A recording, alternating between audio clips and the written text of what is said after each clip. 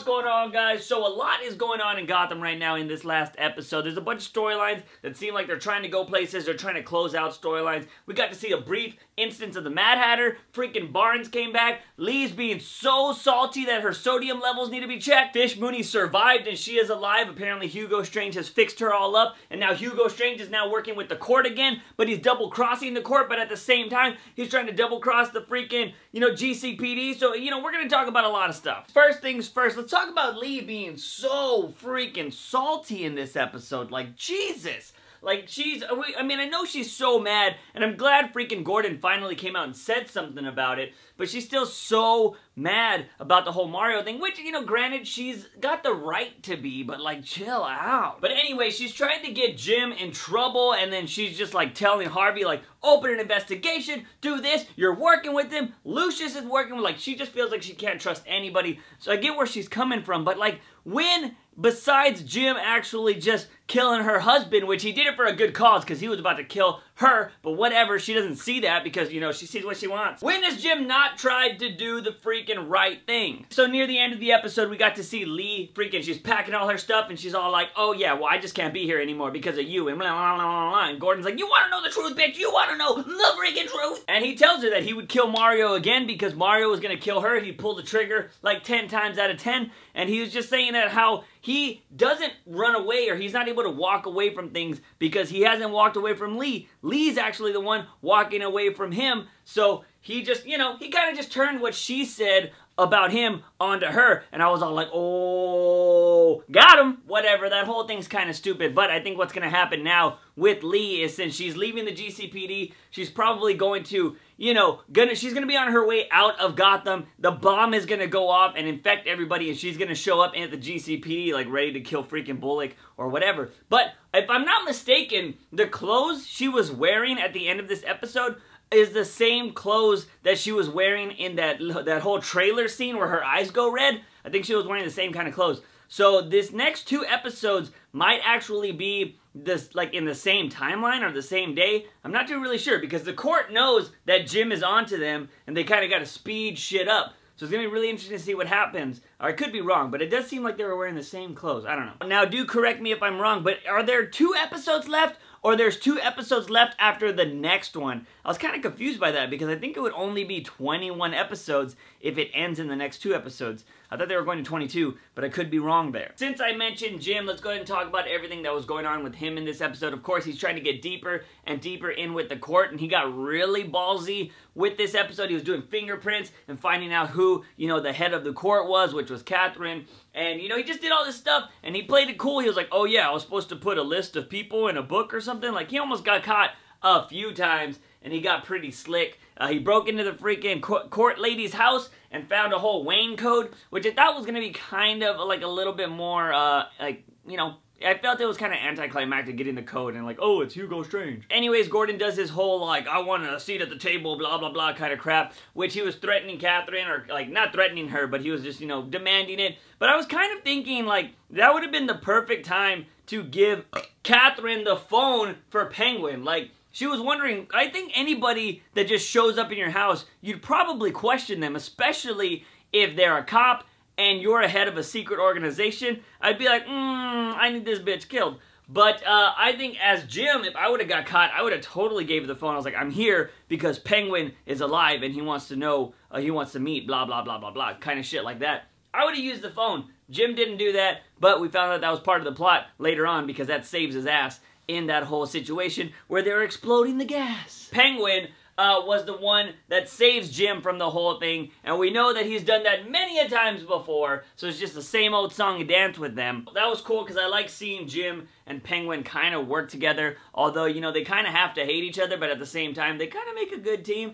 because they both kind of cross the lines and try to play the, Penguin doesn't really play the good part but too much, but he does help out the GCPD every once in a while. But we did see Penguin get all mad and he was all like, I want the court. And he's like, you just killed one of their Talons. I'm pretty sure they're gonna come after you. And we saw that later at Penguin's house when freaking Firefly gets knocked out by a Talon and then Penguin gets captured and then they take him to wherever the court's holding everybody and he meets freaking Nigma. That's right, freaking Penguin and Nigma finally meet after their whole little I'm gonna shoot you think you're dead thing, Ed is like, freaking Oswald, you're alive? And Penguin at the start, I don't know if they're doing this on purpose. Maybe they kind of want to, you know, get them working together again. But Oswald was there just like looking into his eyes for a long time. And then he grabs for him and he's all like, I'm gonna kill you, bitch. But I don't know. Maybe he's still got a little burning heart for freaking Ed. We'll see what happens over the next few episodes. But I feel like both of them are going to work together to try to get out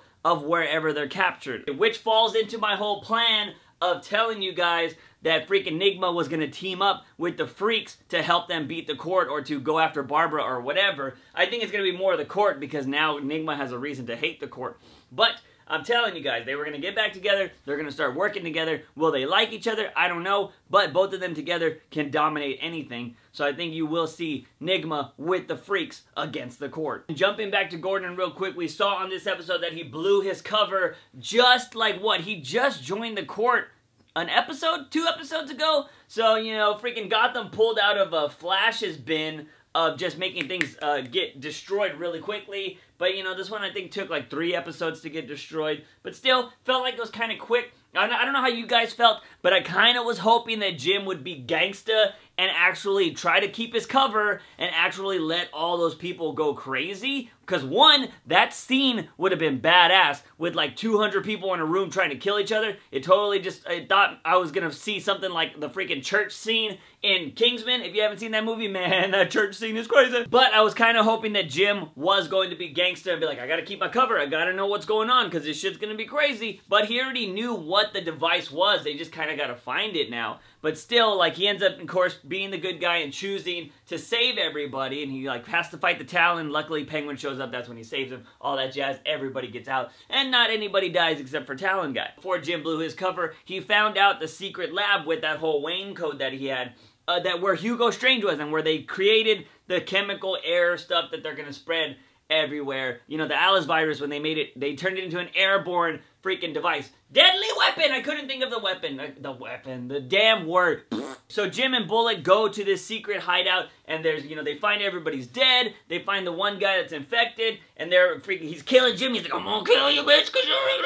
And then freaking Hugo Strange comes out and does all Walking Dead style, killing him with an axe to the head. And man, that was kind of cool. But that's when we find out that Hugo Strange doesn't really want anything to do with the Court. I mean, he's kind of always been like their captive. Like, they've always forced him to do things. He was actually the one working on the reviving people back. So, you know, he's always been under their control. He definitely wants somebody to take them out so he can he can do his own shit. And that's why he gives Gordon and Bullock all the information about the shit he's done and a vial so they could test stuff, maybe come up with an antidote, which I do think that's going to happen. But I feel like, I don't know why, but that, you know, there is that scene where Gordon and Bullock save Mad Hatter. I feel like maybe they need him to actually kind of, you know, come up with a cure to help them save everybody. I don't know, because I don't really know why Gordon would save Mad Hatter otherwise unless he knows, like, he needs his help to get a cure for this whole thing. It was cool to see Hugo Strange in Gotham again, although I cannot look at the character of Hugo Strange the same anymore,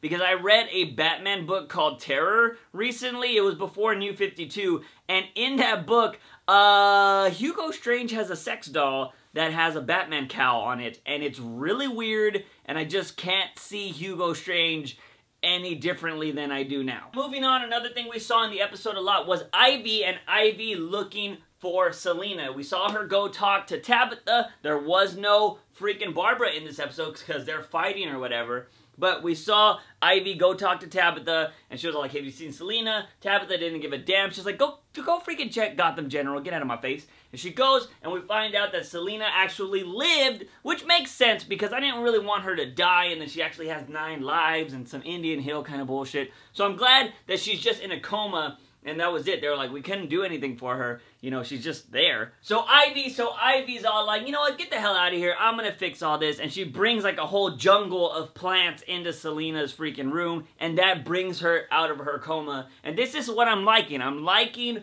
what Gotham is doing with Ivy's character. They're slowly just showing her like the botanist version of Ivy, that she's super smart when it comes to plants, and she's using them to cure people, to trick people. I'm liking that. So it's not necessarily over the top, like, oh my gosh, she controls plants. I would like it to get to that, but, you know, right now, it's just cool that she's able to learn so many things from plants and actually use them to benefit her or benefit her friends. So that was pretty awesome. We saw Selena come out of her coma and immediately just like, she said a joke or whatever, and then she's all like, I gotta go kill somebody at Wayne Manor, which is gonna be Clone Bruce. So that's gonna be really interesting. And Selena's probably gonna be the reason that Alfred finally understands that Clone Bruce is a clone and not actually Master B. But speaking of Master B, we got more of him training and he's all badass, and that's not good enough, Gotham. I do not want freaking Master B to come back to Gotham and the little bit of training that he's got because he could beat one Reggie assassin guy. You know, I don't want him to be like, oh, he could start doing vigilante shit all by himself and nobody could even fight him. It better not be that kind of shit. He better keep training like all of season 4. Freaking Master Bruce better he better be training, alright? Just for the rest of the seasons. I don't even care. Like all of season 4, all I want Bruce to do is to test himself like in Gotham, go out, have a little mischief, try to do some things, but I don't want him to be a badass at all. Like I want him to get his ass kicked, I want him to keep training, and I want him to tell Alfred, like, Alfred, I need to do more. Like next season, I want him to start learning how to escape shit. Like, I want him to be like Harry Houdini and stuff, and that's from the freaking animated series and the comics, so he learns how to do that. Give me more training Bruce, because the stuff we saw today with all the freaking little sticks, and he was all doing all that shit, I don't care. See, I can do that with this too. Look at me, but it doesn't mean I can take off a bunch of people, okay? I don't want that for freaking Bruce. He better be better than what we're seeing. Anyways, the old man is showing Bruce the way, and he can help him, you know, get rid of his pain and all that bullshit. I mean, we've heard it before, but we finally got the real intention of the old man. Well, not 100%, but we know he's evil and he's not trying to be like a badass guy to help out Bruce. He wants to use Bruce to destroy Gotham or to get rid of all the evil in there. We know that the court wants to cleanse that, but this old man guy, who was really creepy in this episode, by the way. He was all up in Bruce's face and he's like, do you want it? Is that what you want, Bruce? Like, I was like, ooh, dude, back up. But we heard the old man say that he wants to make Gotham pay and he's gonna do that with Bruce's help. So, it just feeds more into the freaking idea that this guy is part of the League of Assassins. I think that is a safe assumption. Now, who he is, like, is he under Roz? Is he Roz? That is, you know, freaking yet to be determined, but we could probably put like a 99% stamp that this guy is part of the League of Assassins. And with there only being 2 or maybe 3, because I don't remember what it was, I'm going to just say 2 episodes left in this season, it's pretty obvious that, you know, the freaking League of Assassins will be the villain for next year on top of, like, Scarecrow and some other new characters they, you know, put into the thing. But I'm going to say one thing right now that is going to piss me off, and I'm just going to say it in this video because I'll probably forget in the next 2 videos.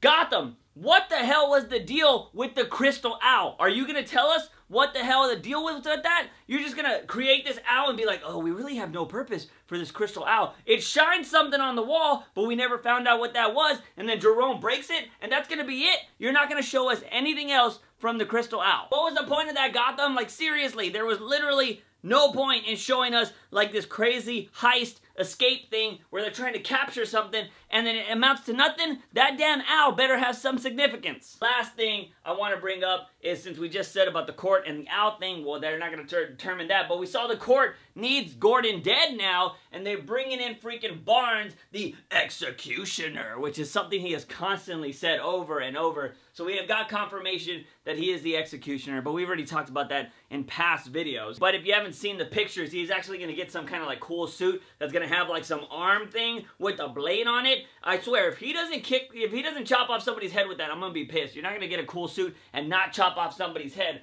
But of course, he's going to go after Gordon, so there's going to be a whole chase scene there. We'll see what happens. I mean, I think it's going to be pretty interesting. It's going to be cool to see Barnes going after Gordon. He's got like superpowers, basically. But I don't know. I don't know what to expect from that. I'm pretty sure, I don't think they'll kill Barnes. He'll probably get thrown back in Arkham again. But I don't know, maybe he would die, because he's a, you know, that's an expendable character. Maybe Gordon does kill him. But I don't know, I think they kind of like Barnes, they don't want him to go anywhere, but I think at this point you can only do so much with that character, you know? Barnes isn't somebody that is like, you know, super crazy planning like the Mad Hatter or, you know, Jerome or somebody like that.